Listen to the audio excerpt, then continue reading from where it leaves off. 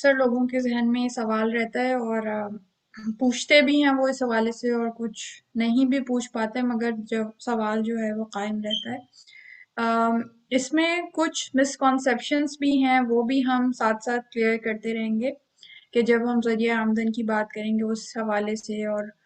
ان کے معمولات زندگی کے حوالے سے۔ تو معمولات زندگی امام کا جو تھا وہ چونکہ امام کی جو شخصیت ہے وہ ایک ہماگیر شخصیت ہے،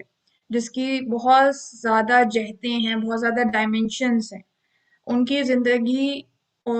میں ان ڈائمینشنز کی، ان جہتوں کی عکاسی ہے، کیونکہ ان کی زندگی ایک عام انسان کی زندگی اس طرح نہیں ہے، کیونکہ ان کی پرسنالٹی عام انسان کی پرسنالٹی نہیں ہے۔ تو جتنی زیادہ بلند شخصیت ہوتی ہے اتنا ہی زیادہ زندگی کے معمولات اس حساب سے تشکیل پاتے ہیں۔ تو اس لیے جو خصوصیت، جو فضیلت، ان کی پرسنالٹی کا آسپیکٹ، ان کی شخصیت کا پہلو ہمارے سامنے موجود ہے، اس سب کا عکس ان کے معمولات میں نظر آتا ہے۔ کہ جیسے علم ہے، اب ان سے زیادہ صاحب علم اور کوئی شخص نہیں ہے رسول خدا صلی اللہ علیہ وآلہ وسلم کے بعد۔ باب العلم ہے، وہ رسول شہر علم ہے تو وہ باب العلم ہے۔ تو اب ان کی شخصیت میں ہمیں علم کا یہ پہلو ہمیشہ نظر آتا ہے۔ اگر وہ خلافت میں نہیں بھی ہیں، اگر وہ خطبات نہیں بھی دے رہے، وہ عظیم الشان خطبات کے جو نہج البلاغہ میں اس طرح سے ہمارے سامنے آئے ہیں کہ ہر خطبہ اپنی جگہ ایک معجزے کی حیثیت رکھتا ہے، اور وہ انسانی قدر و قابض کی پہنچ سے باہر ہے۔ یعنی ایک عام انسان اس طرح کے خطبات نہیں کہہ سکتا، اور اس میں ایسے خطبات بھی ہیں کہ جس میں ایک خطبہ ہے جس میں کوئی حرف ایسا نہیں استعمال ہوا جس میں نقطہ ہو، اور وہ فی البدی کہا جا رہا ہے۔ پھر ایک اور خطبہ ہے جس میں کوئی حرف ایسا نہیں ہے کہ جس میں الف کوئی لفظ ایسا نہیں ہے جس میں الف کا حرف شامل ہو، اور وہ فی البدی خطبہ کہا جا رہا ہے۔ تو یہ خطبات اپنی جگہ معجزے ہیں۔ تو یہ جو معجز نما خطبات دیے جا رہے ہیں تو وہ ان کی شخصیت کا ایک پہلو ہے، لیکن جہاں خطبات نہیں بھی دے رہے وہاں پہ لوگوں کے مسائل کو حل کر رہے ہیں، ان کو علم پہنچا رہے ہیں، رسول اللہ کی احادیث کو نقل کر رہے ہیں، قرآن کی جمع آوری امام علی نے اپنی زندگی میں کی،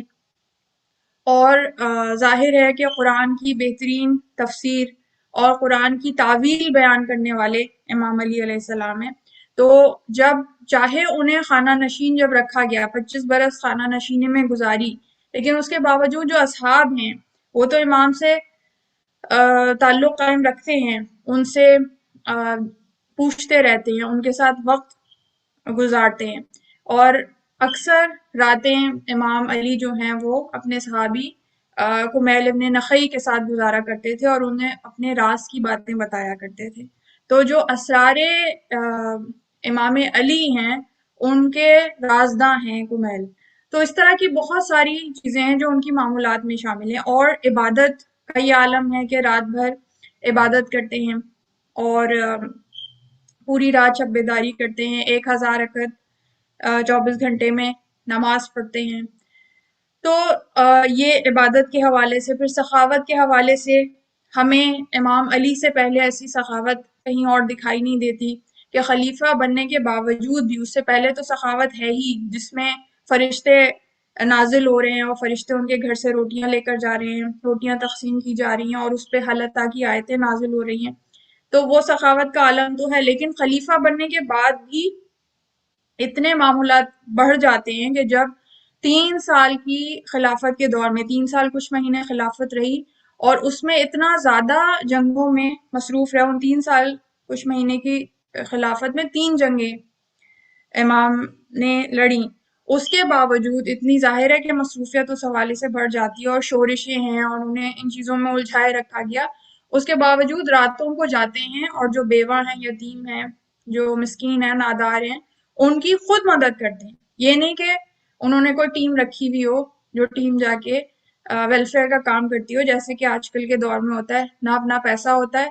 اور نہ اپنی ایفرٹ ہوتی ہے، بلکہ ہر چیز کے لیے لوگ رکھے ہوئے ہوتے ہیں، اور اس طرح سے چیریٹی کی جاتی ہے۔ مگر جو معصومین علیہ السلام کی چیریٹی ہے وہ اپنے بلبوتے پہ ہمیشہ ہوتی ہے، اپنے مال سے ہوتی ہے، اور اپنے زور بازو اپنے دستے بازو سے ہوتی ہے. تو اس کی مثالیں ہمیں امام علی کی زندگی میں ملتی ہیں.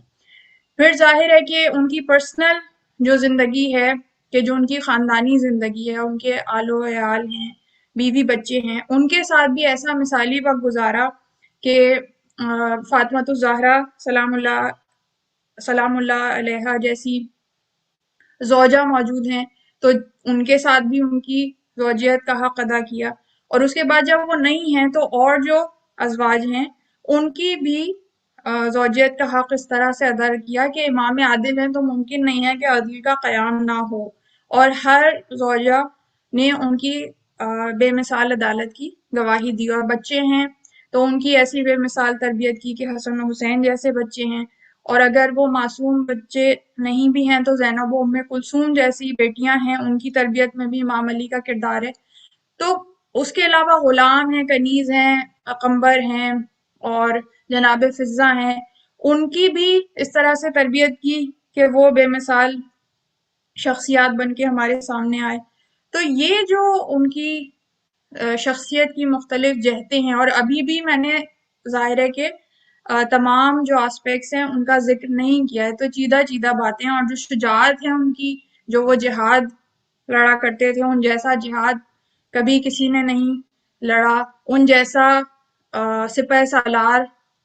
سالار لشکر دنیا میں کوئی نہیں ہوا، آج تک دنیا میں جو جنرلز ہیں آرمی کے، ان جیسا جنرل کوئی نہیں ہوا. تو اتنے سارے آسپیکٹس ہیں ان کی شخصیت کے، اور ظاہر ہے کہ سارے میں نے نہیں ذکر کیے. تو انہی میں ان کے معمولات زندگی جو تھے انہی سے مزین ہوتے تھے، اور اس سے ہمیں یہی پتہ چلتا ہے کہ ایک منٹ تو کیا، ایک مائکرو سیکنڈ بھی امام کا کہیں ضائع نہیں ہوتا تھا، اور اس کو جس بے مثال طریقے سے انہوں نے صرف کیا وہ اپنی مثال آپ ہے. ایک آ، آسپیکٹ جو آپ کے سوال میں تھا وہ رہ گیا کہ ان کا ذریعہ آمدن کے متعلق جو آپ نے پوچھا تھا، کہ یہ سمجھا جاتا ہے کہ وہ کوئی غریب غربا میں سے تھے، یا ان کے پاس کھانے کو نہیں ہوتا تھا، اس لیے فاقے کی نوبت آ جاتی تھی، گھر میں کھانے کے لیے کچھ نہیں ہوتا تھا. تو اس طرح کے واقعات سے لوگ یہ سمجھتے ہیں کہ بہت غربت تھی ان کے گھر میں. لیکن جو ہمارے پاس اوتھینٹک ریسورسز موجود ہیں، تو اور جو ان کے ہمیں نظر آتی ہے ان کی زندگی،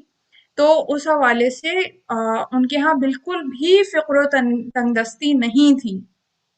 وہ ایک صاحب ثروت اور مال و دولت رکھنے والی شخصیت تھی، اور ان کی باقاعدہ ینبو میں زمینیں تھیں. سعودی عرب میں ابھی بھی وہ علاقہ موجود ہے، وہاں ایک بڑی جائیداد ان کے پاس تھی جو حضرت ابو طالب سے ان کو وراثت میں ملی تھی، جہاں پہ وہ کھیتی باڑی کیا کرتے تھے، اور بعد میں بھی وہ وراثت میں امام زین العابدین تک بھی منتقل ہوئی. تو جب یزید نے مدینے کو تاراج کیا، مدینے پہ حملہ کیا، تو یہ مدینے کی جو خواتین ہیں، جو تقریباً 500 سے زیادہ خواتین، ان کو پناہ دی تھی امام زین العابدین نے ینبو کے اسی علاقے میں، کہ جہاں امام علی جو ہیں وہ کاشتکاری کیا کرتے تھے. تو وہ فصلیں تھیں، وہ زمینیں تھیں جہاں کاشتکاری کرتے تھے، اور اس سے ظاہر ہے کہ ذریعہ آمدن آتا تھا. اس کے علاوہ بہت زیادہ باغات تھے. آپ اگر زیارتوں پہ جائیں مدینے میں، تو کئی باغات، کئی کنویں ایسے ہیں کہ جو امام علی کے ذاتی باغات تھے، ان کی میراث میں تھے. تو ایک